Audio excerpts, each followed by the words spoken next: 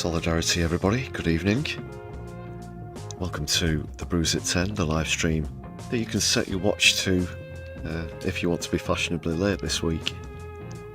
The Brews at 10-ish. On my left eye, I'm your host, Lefty. Thank you very much for joining me this evening, you're all very welcome on the stream. Apologies for the late start. Very busy day. I was working on a video earlier as well. It's almost finished.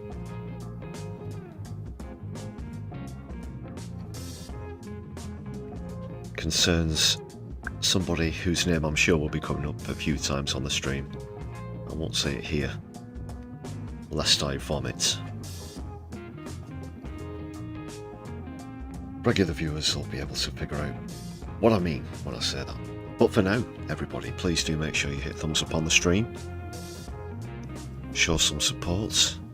Show some solidarity on the Brews at 10. And yes, we are off. Odin and Flowsnake in the chat.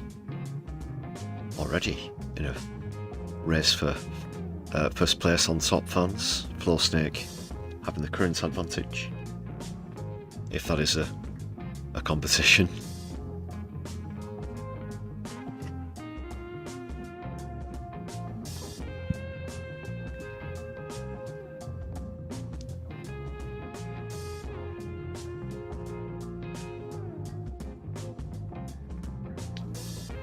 So it's Wet Your Whistle Wednesday, which means it's PMQs, and that will also feature Keith's catchphrases. If anybody's wondering what that gibberish was, all will be revealed very shortly. I will be diving straight into that this evening.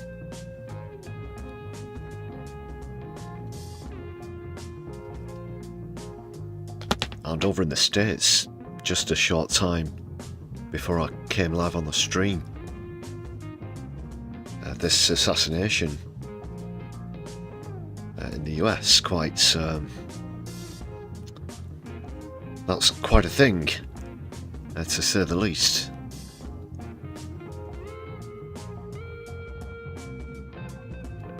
I'll be getting into that a bit later on.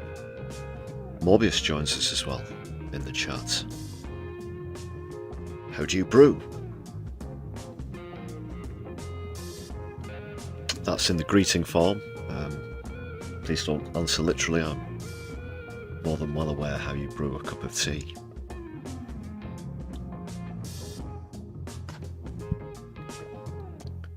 Rumour has it I get through at least 2 brews per stream.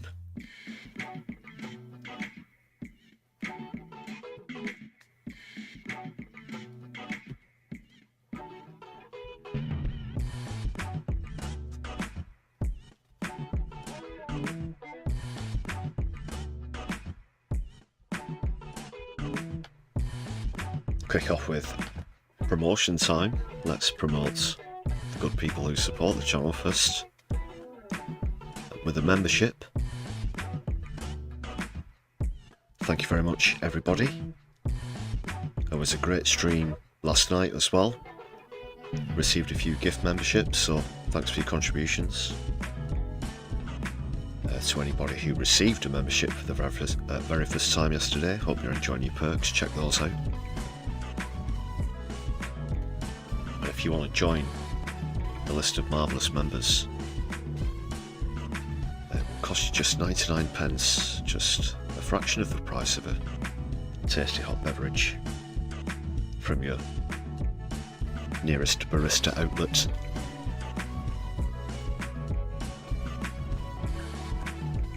So please check them out. Currently sitting on 107. Towards the target of 250. I should say thanks to those who have renewed memberships recently as well.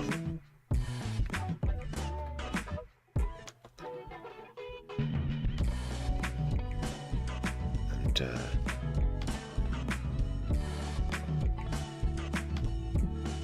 Lefty will be seeing you in the chat window. There we go.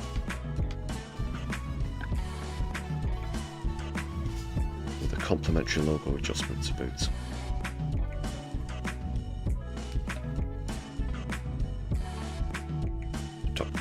Doc Davies just joining us, apparently coming in from the rain.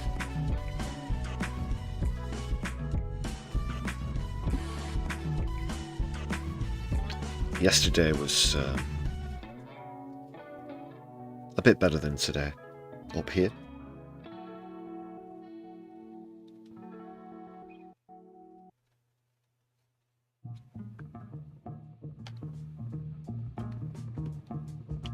So where was I with the promotion and such? Yes, other ways to support the channel.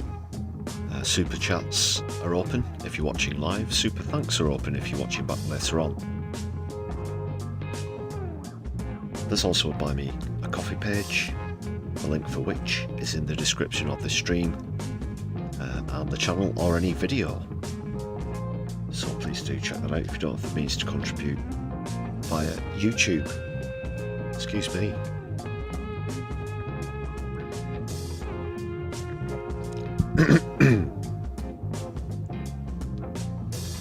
I nearly went all Nick Robinson there. Well, he doesn't know when to clear his throat. Can I just ask you another? Just clear your throat, man. This is painful to listen to.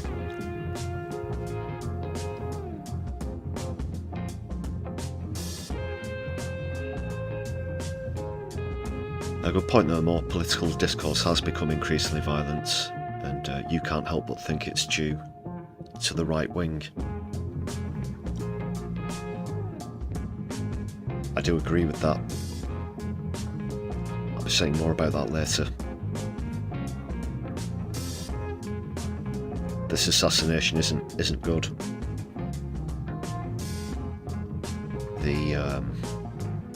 The fallout from this will be less than pleasant.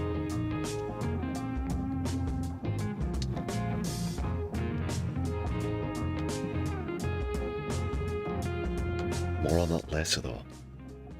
One final way that you can help to promote the stream, people, is to give us a share on your social media.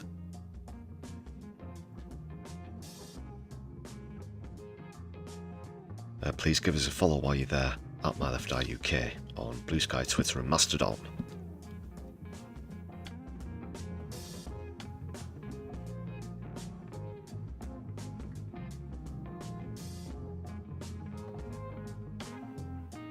You know what the usual buttons and bells are, as well as the new hype button. If you open a non-stream video, a regular video, you might be able to see a hype button. Has anybody seen that yet, by the way?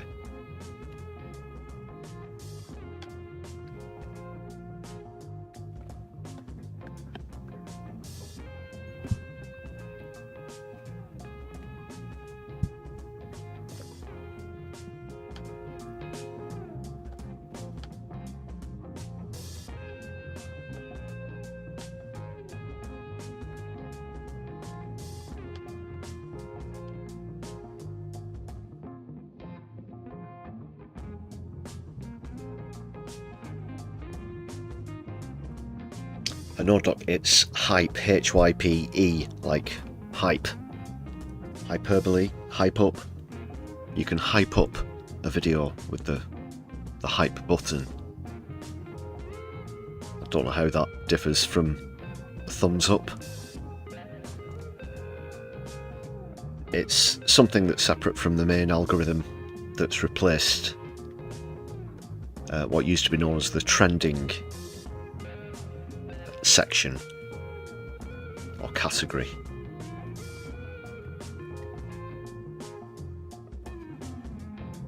Hope that makes sense. I've been told to look out for it anyway.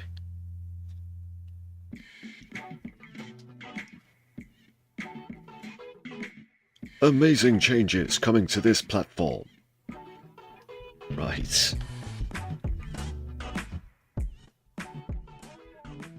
like I said, we'll be getting straight into PMQs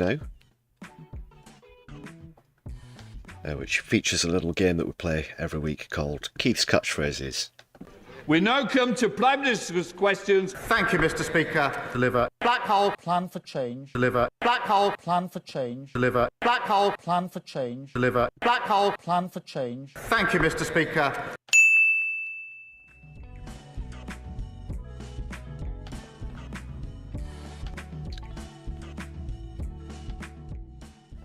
So, what's this bollocks all about then? Well, it's a very simple game. We select two words or phrases that are regularly used by the current government and pit them against one another. As simple as that. We keep score at the side on the screen. There's a few examples of some previous and or current contenders. There are a few simple rules that come into as well. First of all, it has to be Keir Starmer that says the word or phrase. Each contending phrase is knocked out and replaced by another phrase after 2 losses in a row. That's 2 successive losses. Slight variations on the word or phrase are permitted. For example, past and future tenses, pluralisation, etc.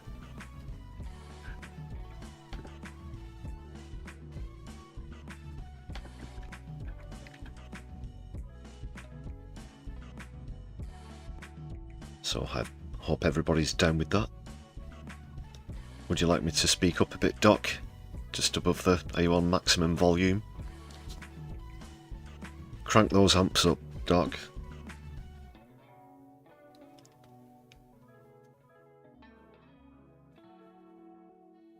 Which region are you in, by the way?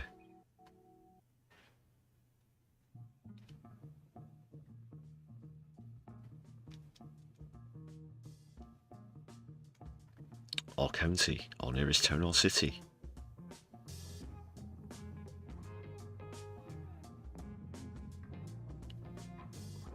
Parallax View, thanks for joining us in the chat. Yeah, we'll be getting on to Charlie Kirk later.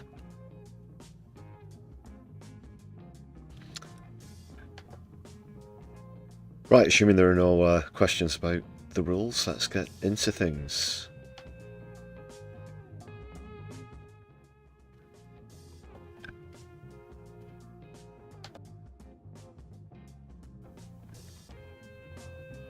For some reason, I don't think they switched the cameras on until it was a little bit into PMQs this week. So it is without introduction, it just sort of cuts into the first question.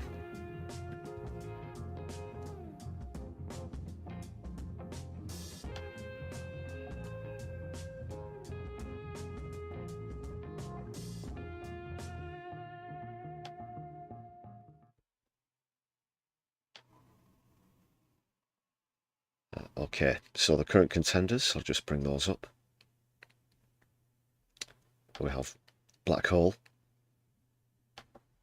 We've all had that excuse a million times, as well as the word change. Although it was astonishingly 0-0 last week, which was the first time back after the summer break. Let's see how they get on this week. I should point out, this is my first time watching this, as always. It'll be a genuine reaction. But I have heard tell that a certain Peter Manley will be coming up quite a bit. Corruption. A homelessness minister make... So yeah, just I don't know what the full question was here. It just cut in at this point. To which Ian Duncan Smith doesn't look particularly pleased about that either. Unless this guy's actually just shaved, you know, I did your mum into the back of his head, knowing that would be stood in front of him. Tenants homeless and a housing secretary not pay tax on her second house. That's Prime not Minister, really we've also question. had a Prime Minister who accepted more freebies than any other MP in the last Parliament. Is this the integrity he meant when he came to government? Well, Mr. Speaker, here's the difference. I strengthened the ministerial code. I strengthened the independent adviser. The Deputy Prime Minister referred herself to the adviser. It was a clear finding, and she did the right thing. Mr. Speaker, contrast that with the Shadow Foreign Secretary. She was found to have broken the code under the last government. What did the Prime Minister do then, Mr. Speaker? He ignored that. There was a resignation, but that was the resignation of the adviser, not the person who was found to have breached the code. And she's still... Yeah, I'll address what Keith's saying in a moment. Just want to quickly address something in the chat. Sorry if I seemed dismissive early on about the Charlie Kirk thing. Just happened to come into the chat as we were right about at the moment of getting into PMQs. But I will get on to that. It's certainly a subject worth talking about, that's for sure. We all might have our initial feelings and or hypotheses, which we'll get on to sharing in a little while. Good point there as well. You don't seem to hear much about those series of attempted or symbolic arson attacks that happened in alleged connections to Keith Rodney Starmer, who's doing the air drumming thing. He's got that invisible drumstick banging away there. It's on their front. Oh, he's using a pen actually. And he's doing the whataboutery. Bench. That is the difference. Thank you, Mr. Speaker. After almost 2 decades of the SNP and 14 years of the Tories, Kirkcaldy High Street has been in a state of decline. Won't be in this chamber.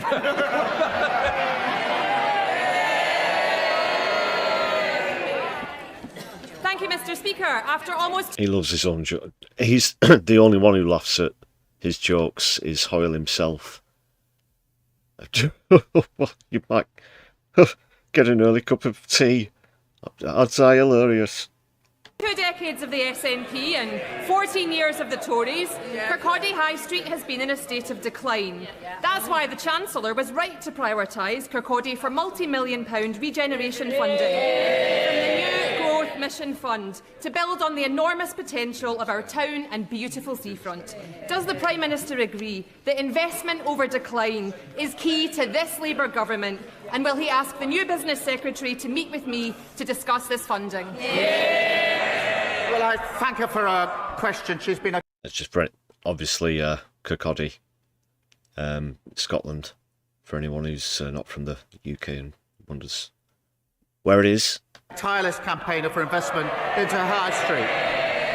Mr. Speaker, I can give her good news because thanks to funding committed by the Chancellor and this Labour government, I can confirm today that, subject to business case approval, we will approve millions to transform Kirkcaldy's High Street and seafront. And I will, of course, make sure she gets the meeting she wants with the Business Secretary. The SNP have squandered the potential of these high streets for 2 decades. Next year, people can vote for positive change with a Scottish Labour government. We come to the Leader of the Opposition. Can we bear or not? 1-0. Mr. Speaker, can I associate myself with the comments the Prime Minister made about the Duchess of Kent? She lived an exemplary life of public service and she will be very much missed. And I also agree with the Prime Minister, as should all of us in this House. We stand shoulder to shoulder with Poland and all our NATO allies. 80s power shoulder to 80s power shoulder in Kemi Badenoch's case. Against Putin's aggression. A NATO country has just had to defend itself against Russian drones. Now, more than ever, we need our ambassador to Washington fully focused on this issue and liaising closely with America.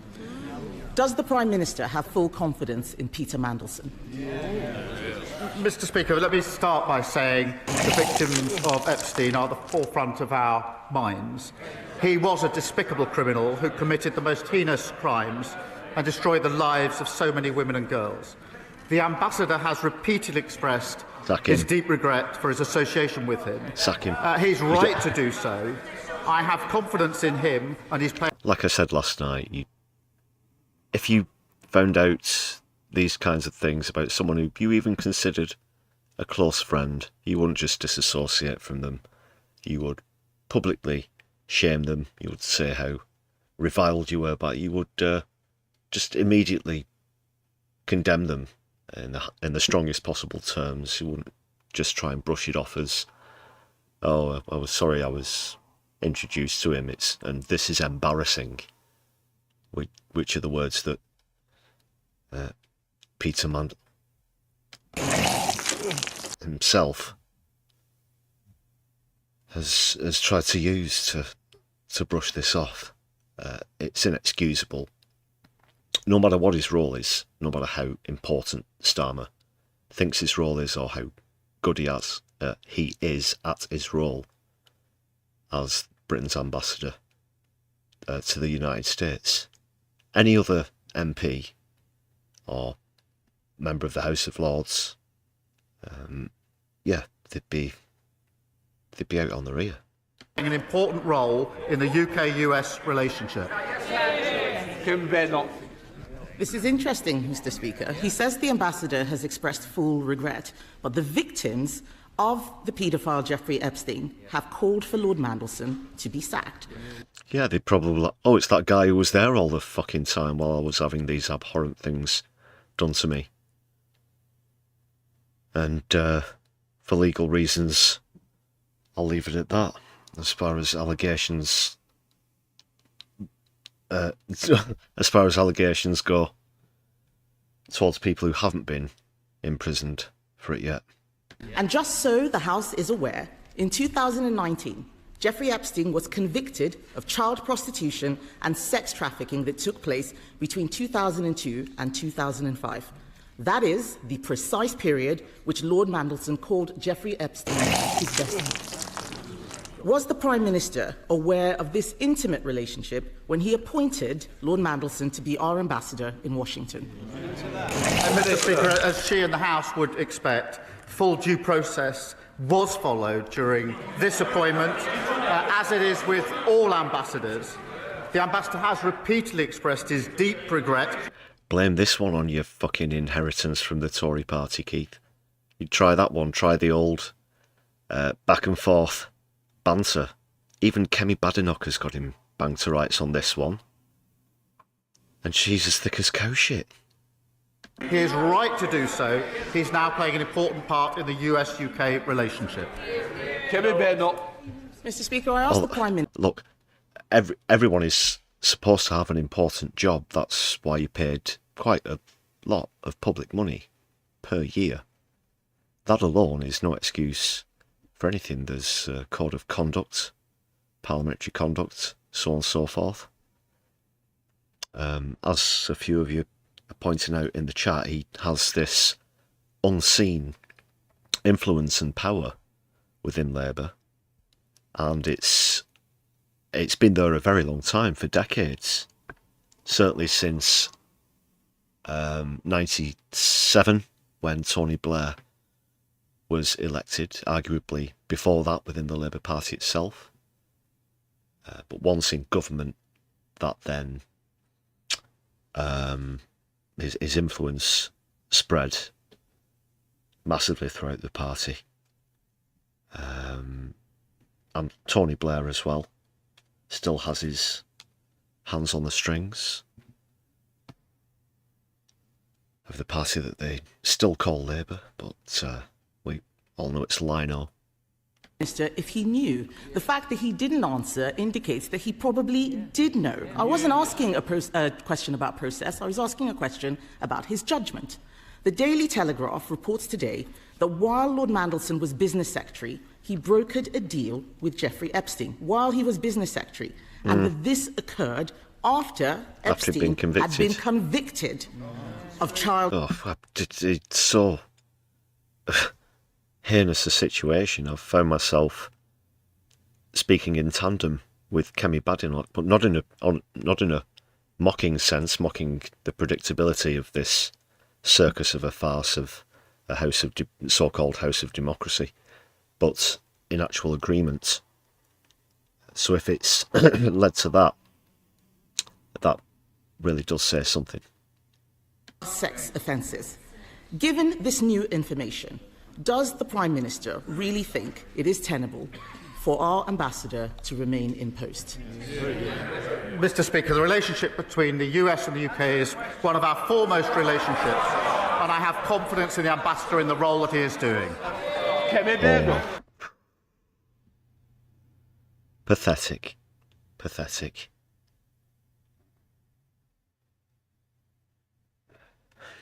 Mr. Speaker, I think it is embarrassing that the Prime Minister is still saying that he has confidence in a man who was brokering deals with convicted child sex offenders while sitting in government. That is a disgrace. This government has repeatedly refused. Okay, let's say it were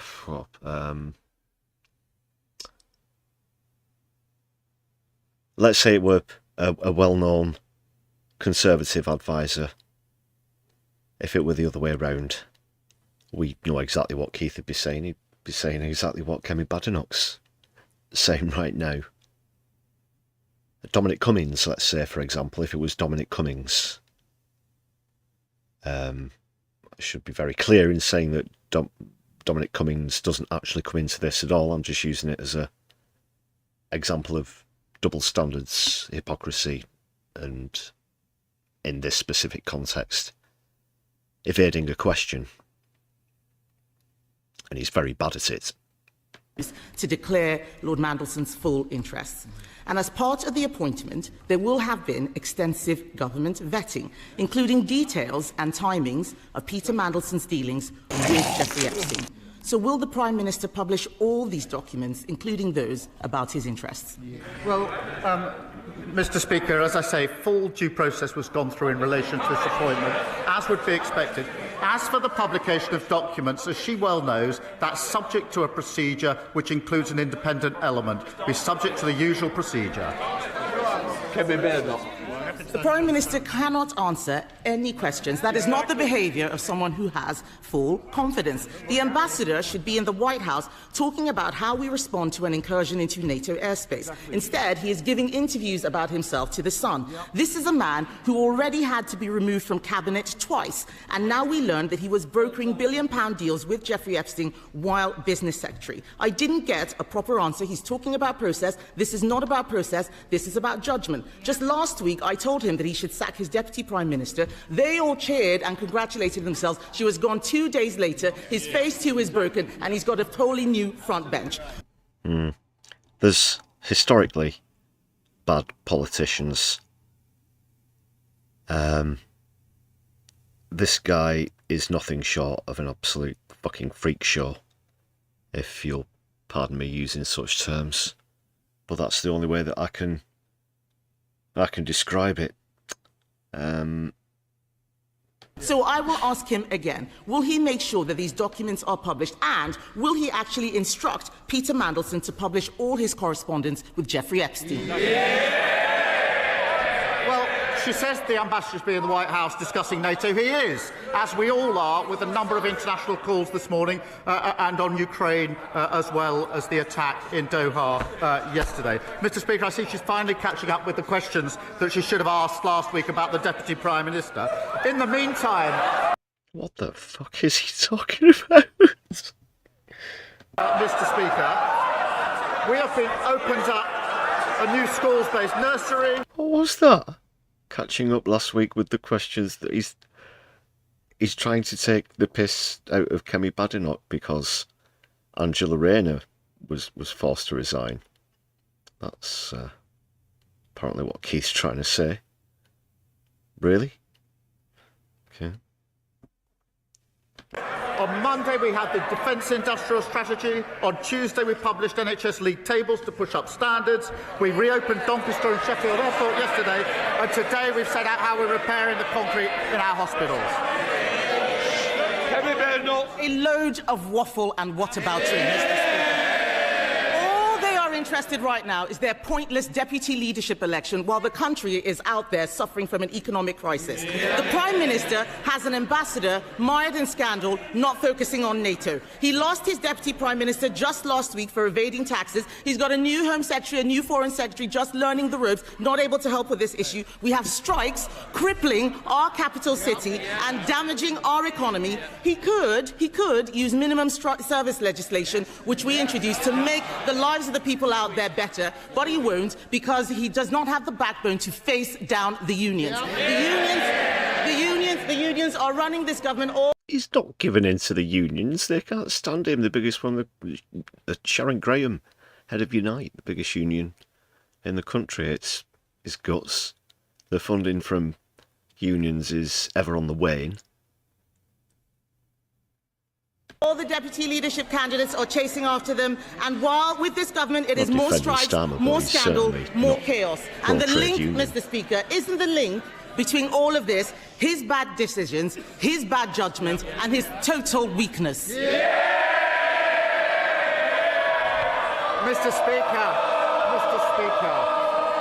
Mr. Speaker, our Deputy Leader contest started this week and ends on the 25th of October. Their leadership contest has been going on for months and will continue for a very long time. And all this noise from the arsonists whilst we're putting out the fires that they left behind. Interest rates and waiting lists, Mr. Speaker, down. Wages, investment and deportations up. And now we're stepping up defence spending, creating new jobs, driving up standards in our NHS and rebuilding our crumbling schools and hospitals. This is a government of patriots fighting for working people. Said something about some concrete in some hospitals. They still keep going on about some schools getting free meals. They don't have a lot to shout about. Thank you, Mr. Speaker. This Labour government is getting our NHS back on its feet with 20,000 fewer patients on waiting lists at my local trust since the election.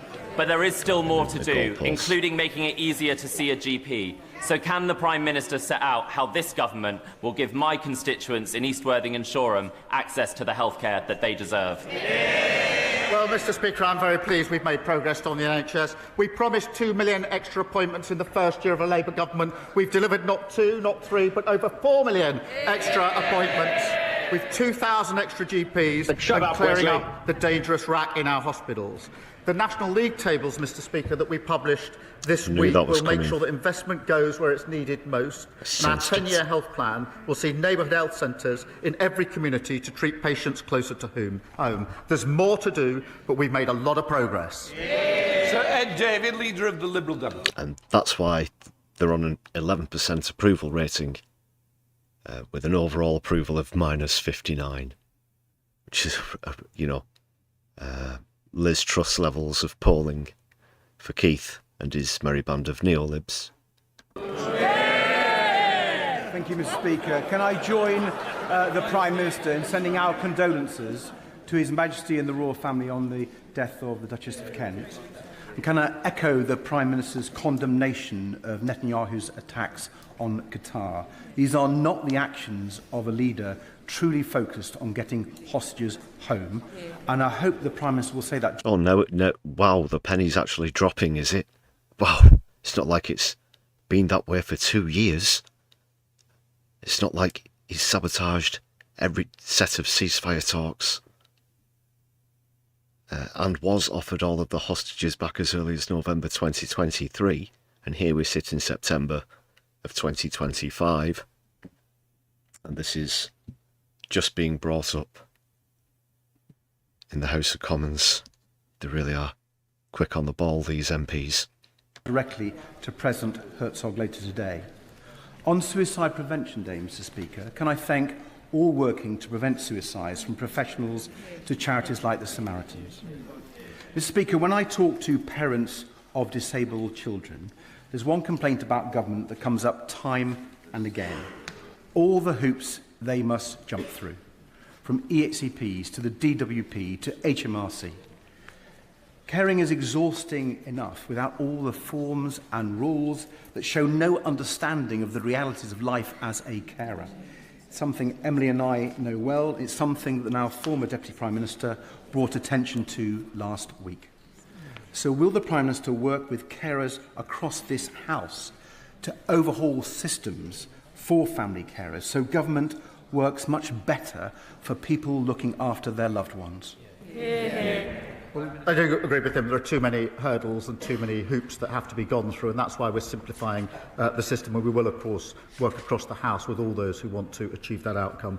Can I also just thank those dealing with suicide prevention? I think probably everybody in this House knows someone who has taken their life, and it touches all of us, and we must do everything we can together to prevent suicide. He's offering carers a pittance. Moving on, Mr. Speaker, as the nowhere leader near of the the amount they opposition deserve. said, Lord Mandelson has admitted to continuing his relationship long after Epstein was convicted, and that there are more embarrassing details we don't yet know. Issue.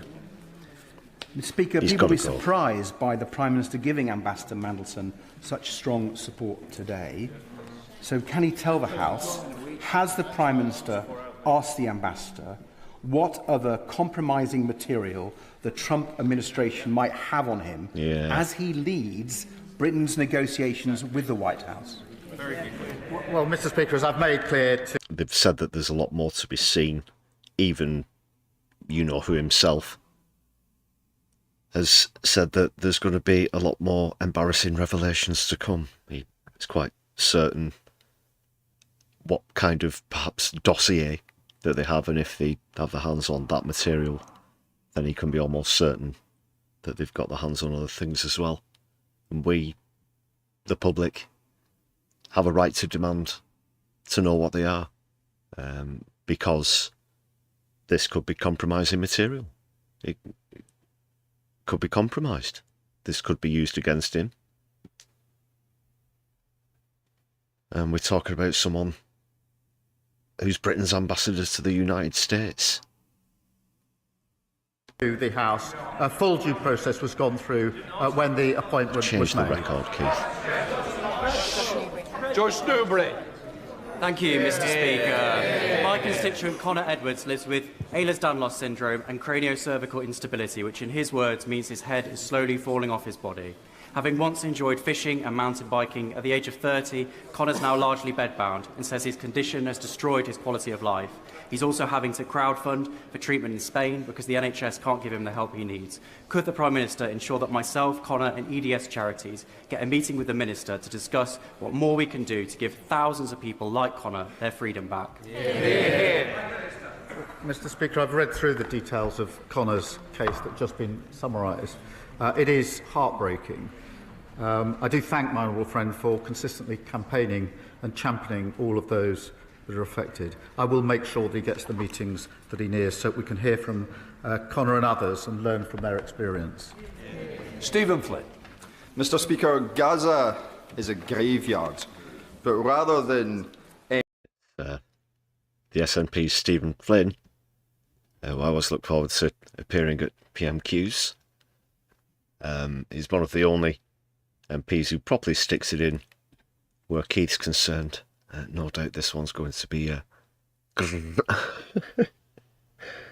great. I can see in the chat as well, Starmer's father was a toolmaker, and now we're getting some hints about what kind of tools there might have been, perhaps paintbrushes, even ladders, zip ties, that kind of thing. End arms sales, extend sanctions and stand by international law. The Prime Minister will today welcome into his home, a home entrusted to him by the people of these Isles, the man who called for the collective punishment of the Palestinian people and who signed the artillery shells that destroyed their homes, their families and their friends. Yep, that's President Herzog, who Starmer is currently welcoming. That's the President of Israel. They have both a President and a Prime Minister. A man who will ignore every word the Prime Minister says. Would he invite Vladimir Putin into number 10? Would he invite Benjamin Netanyahu into number 10? What does it say of this Prime Minister that he will harbour this man whilst children starve? Which makes you a murderer, don't it? Mr. Speaker, for the record, we have suspended arms that could be used in Gaza, we have sanctioned extremists, and we suspended trade talks. But the point he raised is a very serious one. We all want an outcome that ensures peace, that the hostages get out, that aid gets in, and there's a two-state outcome. It is the only way we... And for the illegal occupation to end, you sort of forgot to mention that part. You went straight to the sausages again. No mention of the fact that this land is being annexed and that it's a war crime. We'll get peace in a region that has suffered conflict for a very, very... Suffered an occupation. Use the right words. You're not painting the true picture. When people hear war, they picture two armies at one another's throats, but that's not what it is. Long time. I will not give up on diplomacy. That is the politics of students. Oh, what? That is the Keith, what a giveaway! Oh, what a giveaway! Did you hear that? Did you hear that? Eh? That's what I'm on about. Cannot believe that. Stephen Flynn made a perfectly reasonable point there. What a churlish reaction there from Keith. Pathetic. Bill Lesterson. Thank you, Mr. Speaker. The politics is... What is that even supposed to mean? What is that even supposed to mean? At this point, it's how they've attempted to brand socialism as a whole, is it? Or is it just for anybody who speaks out against a genocide? The politics of students. Let's talk about fracking. It contaminates the water table. Yeah, we'll talk about fracking. It's rightly been discontinued. And it's a completely shit way of trying to get gas out of the ground, so sit down and shut up. That's as far as the conversation needs to go. Causes air pollution. The test drilling in Lancashire led to earthquakes. So will the Prime Minister stand up to the climate deniers? Will he ban fracking once and for all? And does he agree that those who are backing it are supporting fracking stupid reform? So it was, let me get this right, it was Truss who overturned the moratorium on fracking, as it were. It was originally banned, but now, Farage, for example, is particularly enthusiastic about bringing it back wholesale. But I'm sorry, I don't know the name of the guy who asked the question there. I didn't mean for him to sit down and shut up, by the way. I was talking about the pro-frackers. But yeah, that was really well put. Let's see what Keith's got to say. Mr. Speaker, we will ban fracking for good. And let's be absolutely clear, the biggest risk to energy prices is staying hooked onto volatile international fossil fuel markets.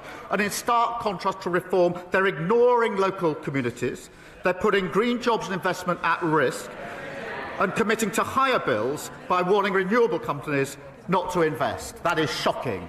Simon Hall. Thank you, Mr. Speaker. A few short weeks ago, a constituent of mine died in a tragic fire at the Lady Bailey Residential Park in Winterbourne, Whitechurch. That was attended by 50 Dorset and Wiltshire firefighters and others. This summer alone, 900 grassland, woodland and crop fires have equalled the busiest year on record for that fire service. I extend... Not sure exactly what the very large badge that the last couple of people wearing the question, asking the question, are wearing. It appears to be wheat, but it stands out like a sore thumb, really. If anybody knows exactly what all that's about, please do let us know in the chat. My thanks to all of them for all that they do. Is it supporting farmers of some sort of description? Is always an issue, and the funding of the delivery of rural services is always a challenge. Would he arrange for a meeting with the relevant minister in the Home Office for the senior officials at that fire service and me to meet to discuss the needs of our rural area to ensure that my constituents and those across the counties of Dorset and Wiltshire are kept as safe as they possibly can be? Can I say I'm very sorry to hear about the particular case that he raises, and I'm sure the thoughts of the whole House with the friends and family of the constituent that he's referenced. And our thoughts are actually with all of those affected, particularly farmers, and I want to join him in thanking our firefighters who've worked tirelessly to keep people safe. We have provided Dorset and Wiltshire Fire and Rescue Authority with an increased budget of almost £75 million, but I will make sure that he gets the meeting that he asks for to ensure that we can properly support our firefighters and protect our farmland. John Trickett. Thank you, sir. And this morning I spoke to the parents of a young man who's unemployed in my constituency. There are 20 people on the dole in my area for every job that's been advertised. Unemployment is a personal crisis and a social crisis. Will the Prime Minister join with me in reminding the House that unemployment is not a price worth paying, which the opposition party clearly believes? And will the Prime Minister indicate that he will break with the failed economic orthodoxy which suggests that such a thing is true? Mr. Speaker, I'm pleased that the employment rate is up, inactivity is down, and we've created over 380,000 jobs since we've been in power.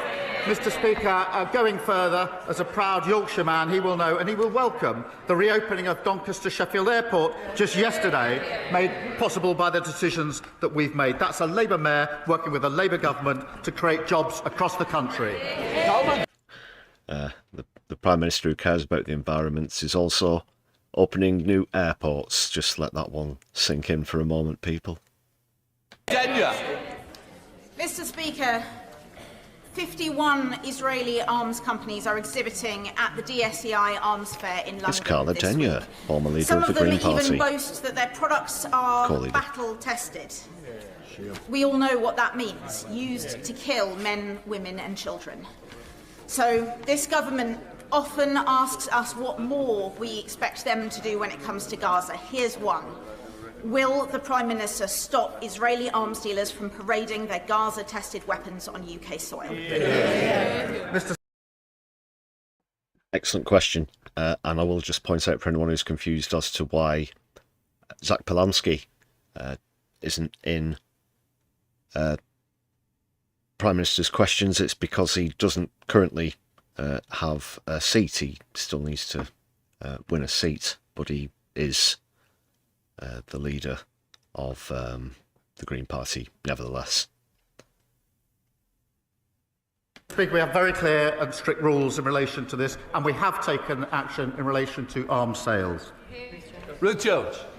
Thank you, Mr. Speaker, and can I thank the Prime Minister for his sympathy and words of condolence regarding the sudden and untimely death of Hefin David, our Welsh member of the Senedd for Caerphilly. His contributions over the last 18 years as a councillor and a member of the Senedd since 2016 were always relevant, witty and incisive. And our thoughts are with his partner and his family. Now, Drone Evolution is a manufacturer based in Caerphilly, and Airbus in Newport West are just two of the companies that will benefit from Labour's investment in defence.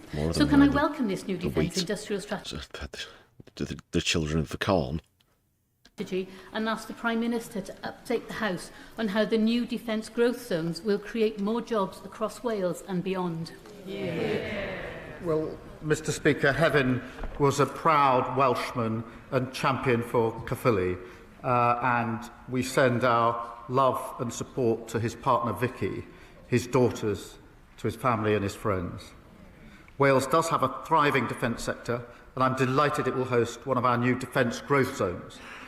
That's investing £250 million to make defence an engine for jobs and growth across the United Kingdom. That's what you get, Mr Speaker. You are describing the industrial military complex, Starmer. That is what that is. The industrial military complex. A very disturbing rise in defence spending all across Europe. Poland itself is the highest, and they've been in the news today with apparently drones from Russia straying into their territory, but that's another matter entirely. Good evening, Moshi, on toast. Good to see you in the chat there. I hope you're brewing well. When you have a Labour government in both Cardiff and Westminster working together to deliver for Wales. Andrew Rossendale. Mr Speaker, sir, my local borough commander in Romford tells me how much valuable police time is being wasted investigating trivial social media posts and non-crime hate incidents. Shouldn't the police be patrolling our streets rather than moderating the internet, Mr Speaker? So, will the Prime Minister commit to urgently updating the Public Order Act to reflect the realities of the digital age so that our police are focused on tackling real crime and upholding freedom of speech rather than suppressing it? Well, Mr Speaker, I've been clear on a number of occasions. I do want the police to concentrate on serious crime and on crime that matters most to our community. That was it's more or less saying that people should be free to incite violence, but disguised in another fashion. Could be referring to one or two things there. It is in each of our constituencies. I've said that before and I'll say it again today. Adam Jogi. Thank you very much. People in Crackley and Bradwell and right across Newcastle underline are sick and tired of antisocial behaviour going untackled. I welcome the government's commitment to taking back our streets, but we need action. So will he join me in urging the Conservative Police Commissioner in Staffordshire to use the resources that he's been given to support our local police and to finally get a grip, so my constituents can live their lives free of hassle and, most importantly, safely? Well, Mr Speaker, the party opposite decimated neighbourhood policing. People should feel safe in their communities, and that's exactly why I've committed to putting 13,000 additional police personnel back in our town centres and communities. That means, Mr Speaker, there'll be a named police officer in every community, armed with tough new respect orders to break up antisocial behaviour. And these powers are contained in our crime and policing bill, which the party opposite and Reform voted against. Mark Richard. His Majesty's Prison Stoke-Heath in Shropshire has seen... Well, there was a lot in that bill as well. Also things that affected people's general right to protest.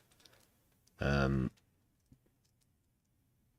don't think that's why Farage and Reform might have voted against it, but just to say it's a lot more complex than Starmer's trying to make out there. 6 deaths in custody in less than 2 years. That is above the national average. Will the Prime Minister join me in calling upon the Ministry of Justice to ensure that there are enough resources and the right governance is in place at Stoke-Heath? The Secretary of State for Justice will look into this and take up the suggestion, and I'll arrange for a meeting as soon as possible. Simon Offer. Thank you, Mr Speaker. Vaccinations were invented in Berkeley, in my constituency, 230 years ago, and as a GP, I have jabbed literally thousands of children and adults. Would the Prime Minister update the House about our new rollout of chickenpox vaccinations, which will further protect our children And would he also agree with me to condemn other political parties that give platforms for people who spread false rumours about vaccination? Well, my honourable friend speaks with great authority, and I'm proud that Labour are protecting 500,000 children by rolling out the chickenpox vaccines. In stark contrast, the man who wrote Reform's health policy has made shocking and baseless claims that vaccines are linked to cancer. And that's been endorsed by Reform leader. Well, obviously, Farage always dances to the tune of Trump in the States and the MAGA crowd. And obviously, there's prominent political figures in the States, like RFK Jr., for example, who claim that vaccines cause this and that, and cancer, autism is another one that's come in. It is pseudo-scientific nonsense. Well, it's not even pseudo-scientific, it's completely baseless. And they're so hyperbolic in the way that they go on about it, but it's not based in any form of fact whatsoever. It does have to stop. I remember, of course, during COVID itself, having many back and forths online over vaccination and so on. So let's at least put a stop to it for that reason. They laugh at it. These dangerous conspiracies cost lives, and it shows that Reform can't be trusted with our NHS. Charlotte Key. Mr. Speaker, Seneca Solar Farm, which runs through my constituency, was given permission by this government, and there are more solar farm applications in the pipeline. My constituents are concerned that these are being made without a land use framework, which would have provided reassurance. Well, just tell them there's a climate crisis and that they're a bunch of NIMBYs. That the competing demands for land are balanced effectively. Will the Prime Minister make a commitment to give the land use framework Well, we went somewhere else and there weren't any solar panels there. Why are we being picked on? It's not fair. This sort of crap. Unbelievable. Statutory weight to ensure that land is used strategically to get the best for new, clean, renewable energy, which genuinely benefits communities and for farmers, nature, water and housing. Yeah, so, like I said, there's a lot of people saying, oh, they ruin the landscape and so on and so forth. Not in my backyard stuff. That combined with hydro and wind, we can do a lot with renewable energies, even if you just want to keep your bills down and don't bring the climate crisis into. I'm not sure which constituency that was on about there. Mr. Speaker, it is important that we move to renewables in order to have energy independence and to keep our bills down, and this will benefit lots of communities, including her own. I do want to reassure her constituents that we will, of course, follow process and that they will always have a say in any decisions that we make. David Pinto-Tuchinski. Thank you, Mr. Speaker. The leasehold system is fundamentally broken. Thousands of leaseholders in Hendon are getting a raw deal, paying ever-rising service charges for ever poorer service. It's why I welcome the government's commitment to end the feudal system of leasehold once and for all. Will the Prime Minister share with the House what action this government is taking to help leaseholders and bring in a system of common hold? Well, Mr. Speaker, the last government shattered the dream of home ownership. We are reforming the outdated system so leaseholders receive stronger rights, powers and protections. We will bring to the end the feudal leasehold system, reinvigorate common hold and deliver the biggest boost to social and affordable housing in a generation. Dr. Al Pinkerton. Oh, thank you, Mr. I did genuinely go for the button again there. Postman twat. Speaker, since May, my Surrey Heath constituent, Sue, has received thousands of pounds worth of fines after a criminal gang in London cloned her number plate and went on a rampage through the capital. In an age of increasingly sophisticated digital security, the number registration system seems like a remarkably analogue anachronism, is ripe for abuse and is failing drivers. Will the Prime Minister look at my presentation bill laid last week, pick it up, and strengthen legislation, ensure police services have the tools they require to tackle this growing crime and to protect law-abiding motorists? Well, can I say I'm sorry to hear about his constituent. That's an awful situation for anyone to find themselves in. I'll, of course, look at his bill. Dr. Rupert. Thank you, Mr. Speaker. I'm sure the Prime Minister recalls visiting the Ukrainian community of Acton with me soon after Putin's illegal invasion. They still fondly do, and they wanted me to ask him, next week at Trump's state visit, can he harness his unique role with US influence and the... You see, they can say that some things are illegal invasions, whereas others aren't. Did you notice that there? In this, at least semi-loaded question that I think is about to come up, because like, oh, well, we're doing great diplomatic things, and like, what, celebrating the fact that you got your tongue down the back of Trump's trousers. I don't think that's anything to be particularly proud about. coalition of the willing in Europe to the max and redouble all this efforts gesticulation? to find a just peace with security guarantees for them and war crimes punished, so that we can end this war that's gone on far too long. Yeah. That was yeah. That was almost Shakespearean there. But thanks. We'll let you know. I do recall the visit. It was extremely good and very welcoming. And our support for Ukraine, Mr. Speaker, remains unwavering. And the attack last night in Poland shows that Putin's belief that he can somehow act with impunity. And that's why we're working so hard with the coalition of the willing to ensure that there are security guarantees as we go forward. I can't stand that term either. Coalition of the willing. Coalition of the willing. Real progress in recent weeks. We must continue to ramp up the pressure on Putin. Terrible. Mr. Speaker. Today is the 10th annual Back British Farming Day. And given the Prime Well, you wouldn't have noticed what with all of those badges. Minister is so keen on resets in recent weeks, will he reset his relationship with our farmers and reverse the family farm tax? Okay, we'll reset our relationship with farmers. We'll give all the land back to the king if you want. What? That's not a good idea, by the way.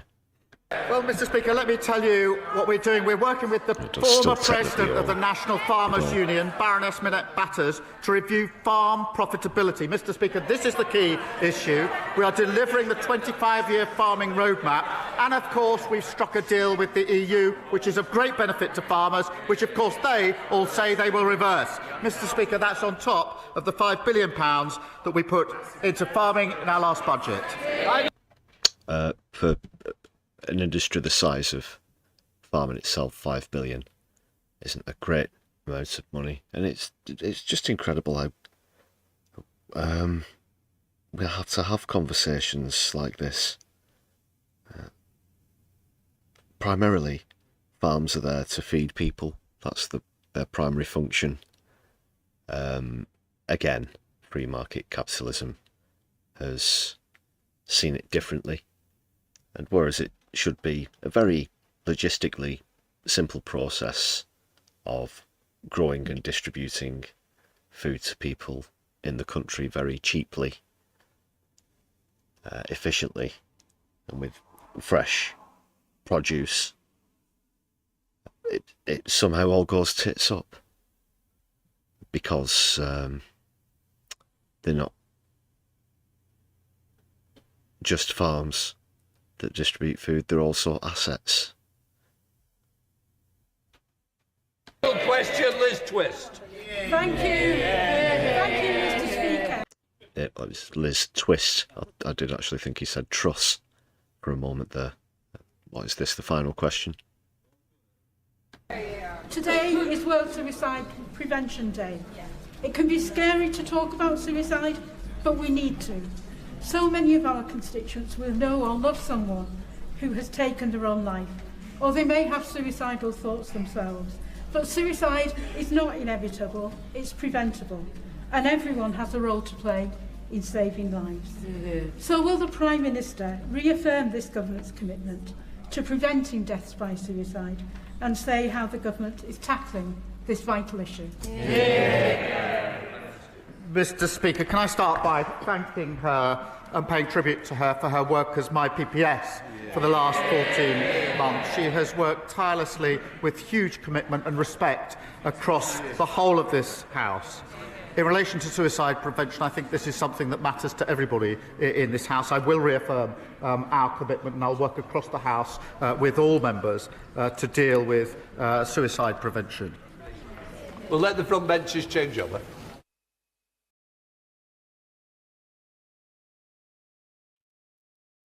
So there you have it, we do have a winner. It was 1-0, a narrow victory in a low-scoring encounter, but Change has done it and is current reigning champion.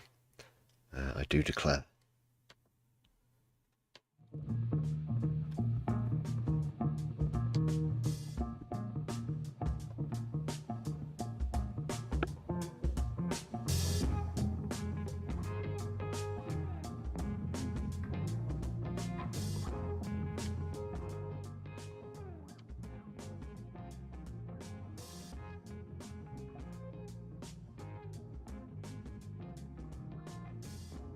As predicted, a lot said about Peter Mandel, and well, I do have an upcoming video about that, so I guess I'll save it for that one. But as far as everything else was concerned, I don't think they were pressed nearly hard enough on other issues such as Israel's attack on Qatar. And UK complicity overall in Gaza.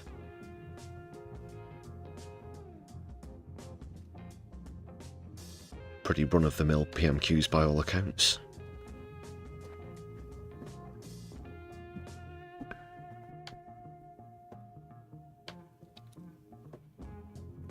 Alright, I'll just get rid of this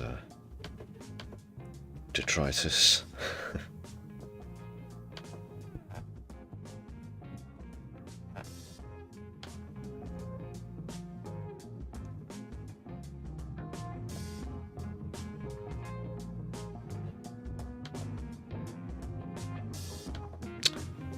But he's going to be under a lot of pressure now, Starmer, on that particular issue.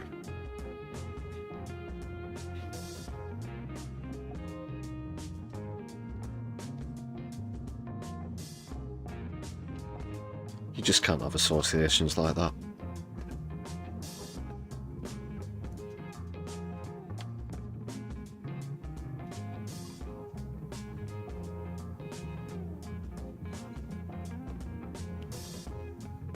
Zuki, welcome to the chat. We've just concluded PMQs. We're going to go on to the other topic of tonight's live stream. Thanks for joining us. Make sure you hit thumbs up as you make your way in.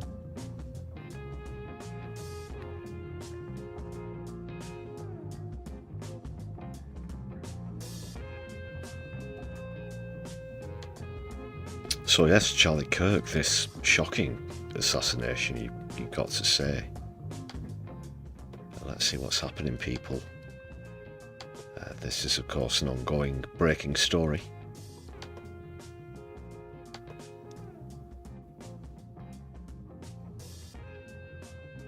He was announced dead a few hours after the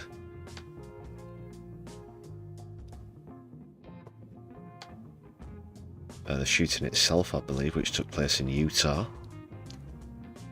on a college campus where he was doing a rally.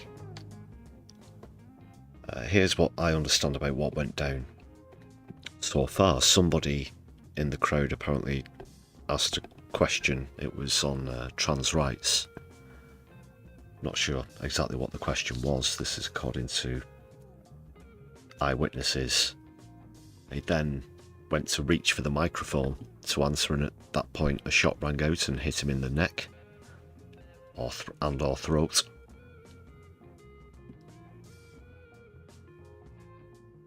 And he bled profusely, from how the witness described it, as being like a fountain. He was whisked away to a hospital and pronounced dead a short time later. Now, Charlie Kirk, for those of you who don't know, he's also a YouTuber in the States, a prominent right-wing voice, part of the MAGA crowd. Certainly not a person without influence within the far right in the United States of America, and that's why this incident is particularly worrying.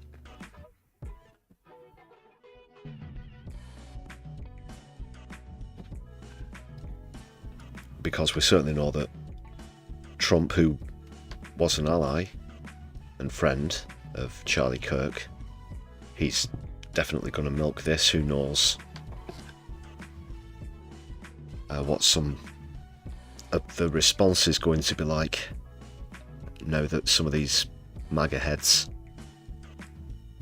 think it would be justified because of this assassination. Now let's see if there are any developments on the assassin.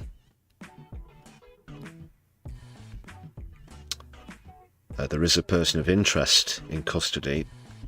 Appears at the moment that nobody was arrested on the scene.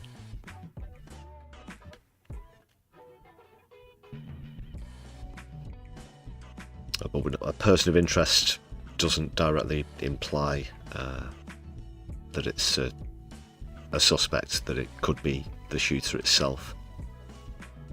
As the governor's pointed out there, it's clearly a political assassination of some description.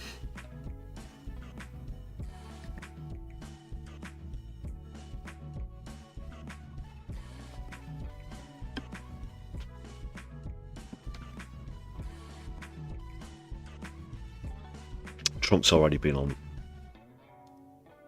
social media, very outspoken about this. He said he's very upset about it.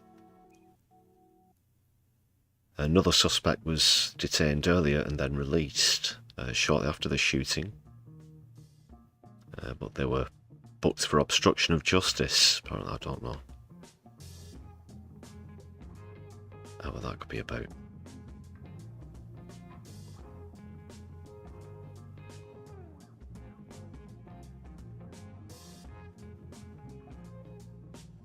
So, within the last hour, it's been reported that the shots came from a roof on the campus.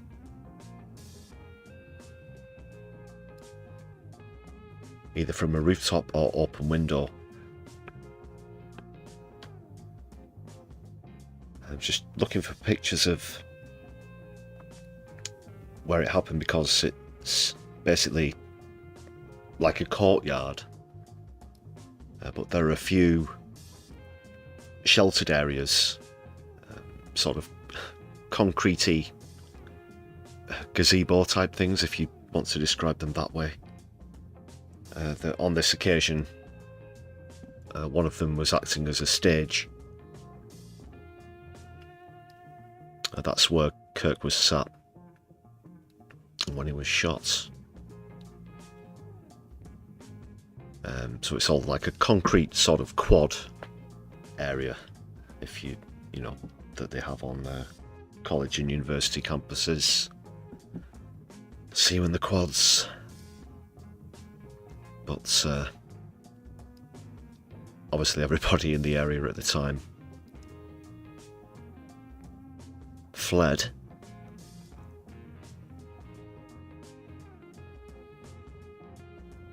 And at the moment it just appears to have come from one shot.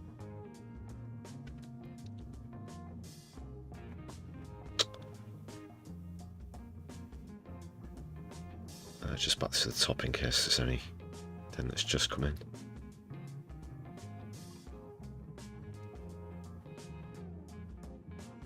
Just a quote from Trump, like I said. The great and even legendary Charlie Kirk is dead, so he describes him.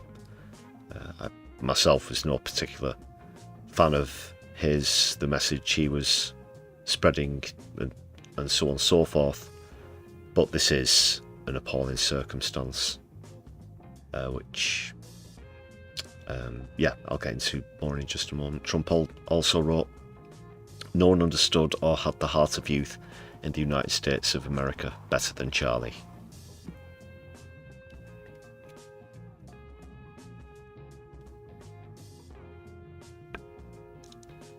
So we know that the most extreme of the MAGA heads are back out there on the streets of America because Trump pardoned them himself, didn't he? The insurrectionists from the January 6th attack at the end of his first tenure, just over 4 years ago.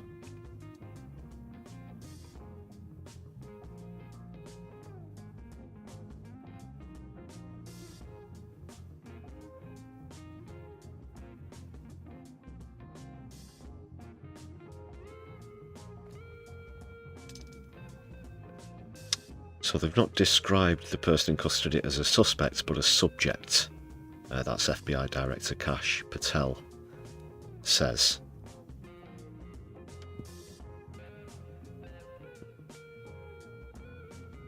The shot appears to have come from between 100 and 200 yards away. So, if it was just one shot, as appears to be the case at the moment, and that was a direct lethal hit, that implies some element of proficiency or professionalism with a sniper rifle. You know, I guess it goes without saying, you're probably looking at someone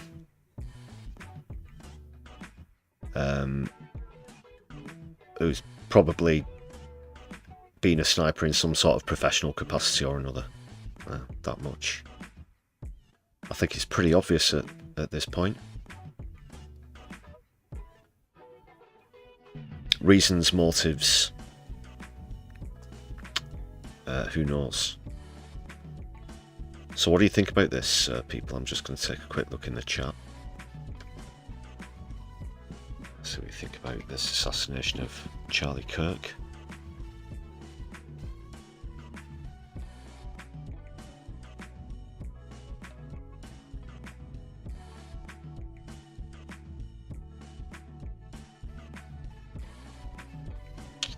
Zuki, you're not happy with some of the responses. He did have some horrendous views, but the celebration you've seen is just wrong.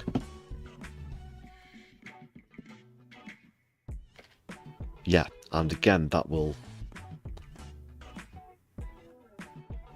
as far as MAGA heads are concerned, give them another excuse to respond in what I can only imagine is going to be a really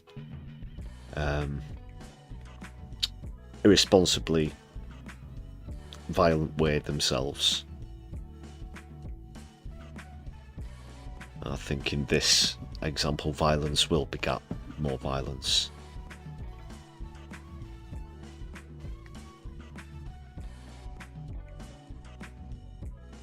They'll be trying to use this forever. Especially, I mean, who knows? This is pure speculation. I want to say I don't have any, not received any information to the effect of what I'm about to say. But should it be one of the general enemies of MAGA heads and the American right, let's say, any kind of minority whatsoever, or perhaps even homosexual or trans person, then we're going to see specific communities targeted and this being used as an excuse. a la Southport attacks in the UK, but perhaps on a unfortunately bigger scale, with this being America, with a friend of the very president himself being at the heart of this story, this incident. Whoever it was that carried this out, this was an absolutely downright idiotic and stupid thing to do, not just for political reasons, but also by using violent methods, especially when there's going to be an outpouring of sympathy from an extreme group within society that are more than happy to use the very smallest of excuses to respond violently, because they'll see that as answering in kind.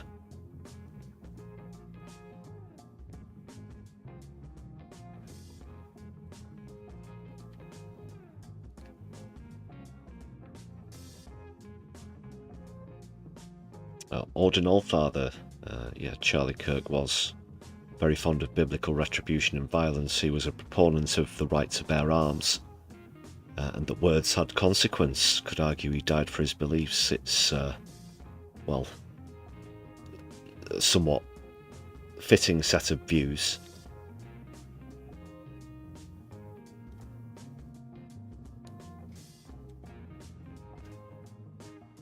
I'm certain there will be those on the right who would say he died for his beliefs. There'll be an element of martyrdom to this, if you want to put it that way, even. For those on the right.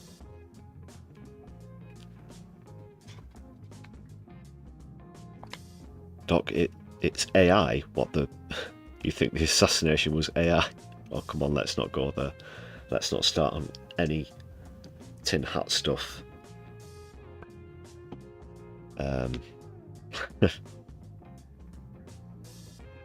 But even if we were to go to Tin Hat Town, I think that one would be right out. I don't know how you can AI that, but...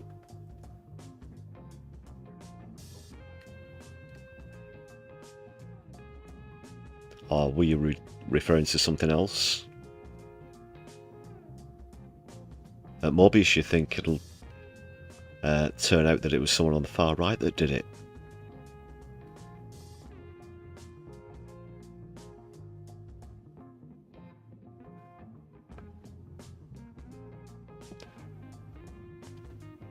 Well, remains to be seen. A few new posts just coming in on the live reporting. Well, apparently about 3,000 people were there, it says. There were 6 officers working at the event. Seems quite a small amount for a crowd that size. Well, I was at this thing in London at the weekend, and there were around 1,000 to 1,500 of us, and there was certainly more than 6 officers working the event.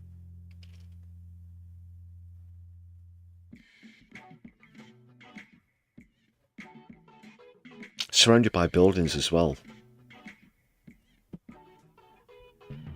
Where politicians are concerned, especially high-profile ones, especially in the States, there are some certain areas they're just simply not allowed to speak in public because they're a sniper's wet dream. And you could argue that this such venue was one of those places. Surrounded on all sides by rooftops, concrete.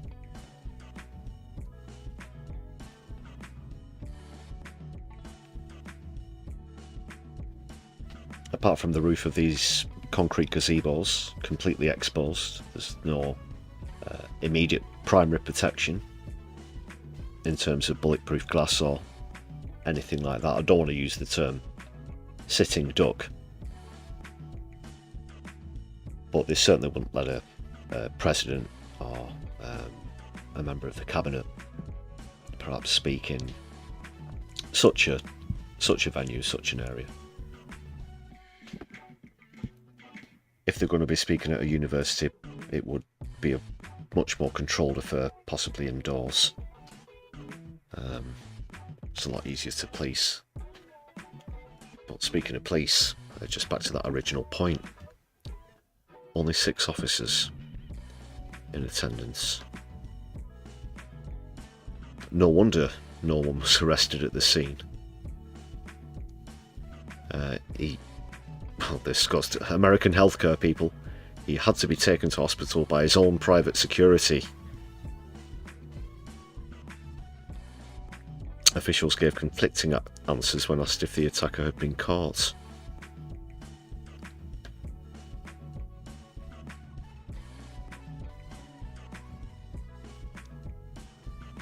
One quick final thing I will say, and again, I'm not putting the tin hat on with this one. Something that I think I heard whilst I was listening to this live just a little earlier on before I came on the stream.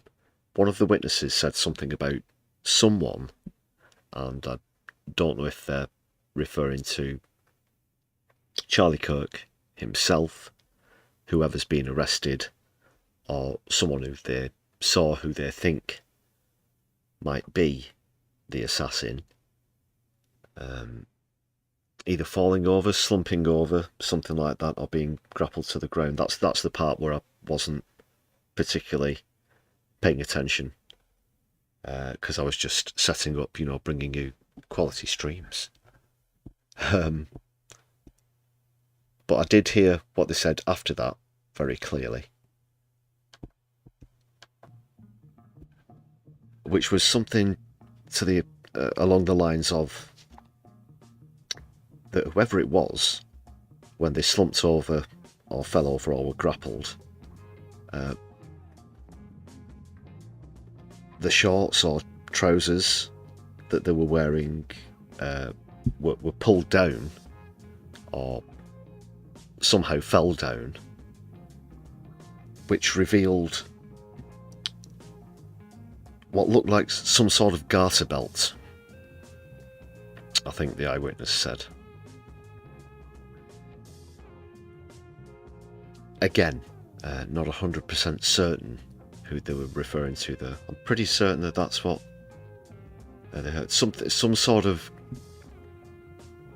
concealed dress, but they also said it might have been some sort of, they almost looked like garter or gym shorts or something like this, or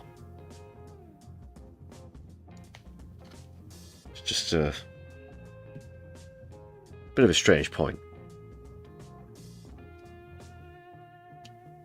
Don't know if that rings any bells for anyone who's seen any of the witness statements since earlier on.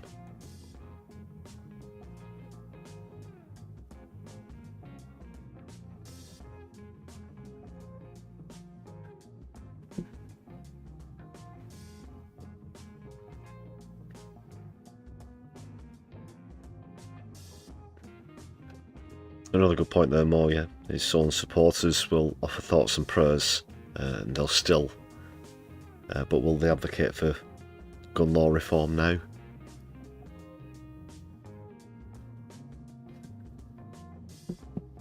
Could that be part of the modus operandi?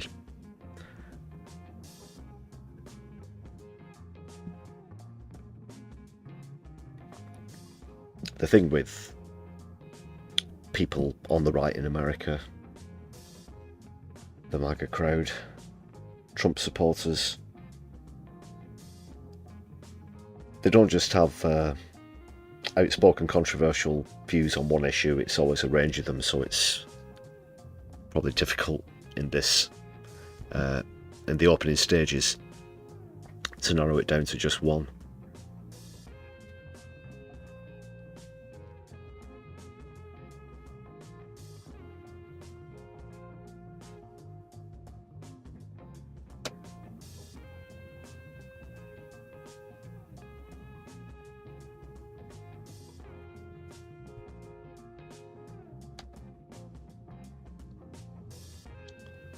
Still news. Okay. Still news coming in about that, so I'll keep you up to speed with that on the next stream, or maybe with a video between now and then. Do have a separate video underway at the moment.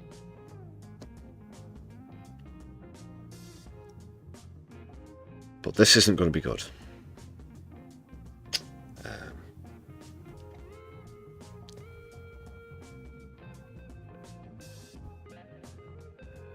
Overall summary, I think the shit could be about to hit the fan in the United States of America. It's already a tinderbox at the moment. This is... wow.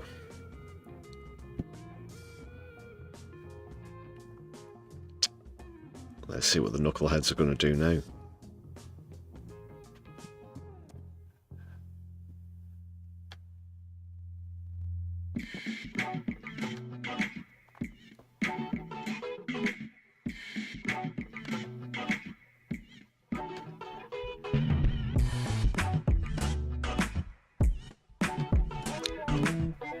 Okay, please make sure you hit all the appropriate buttons, thumbs up and whatnot on the stream. Just another shout out to all the members on the channel.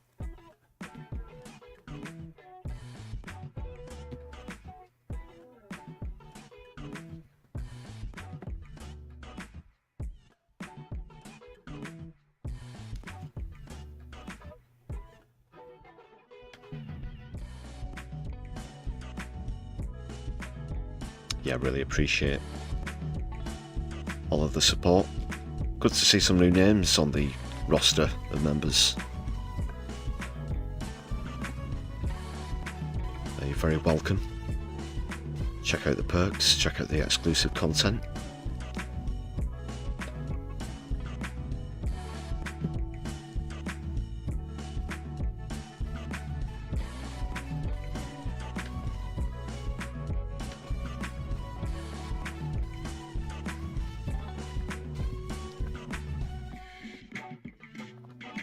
Stay right where you are, people.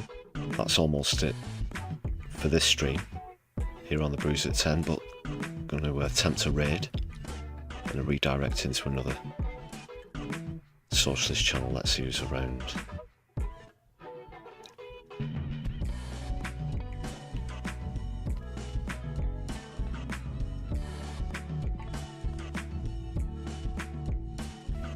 Okay, Helena at No Justice is live, so we'll be hopping over there.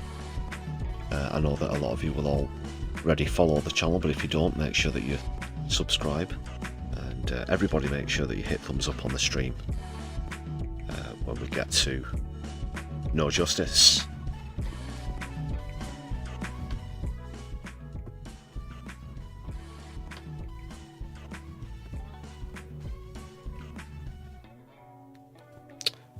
Welcome, Aaron. We're just actually finishing here on the stream, but you can catch up with what you've missed later on. Good to see you, just as we're saying our goodbyes, everybody. I will be back with more streams later on in the week. I'll see you over on No Justice for anybody who's watching live. Don't forget, anybody who's watching back later on, super thanks are open. Thanks a lot for all of your contributions so far, as well as on the Buy Me a Coffee page. So, take care everybody. My left, I'll be seeing you soon.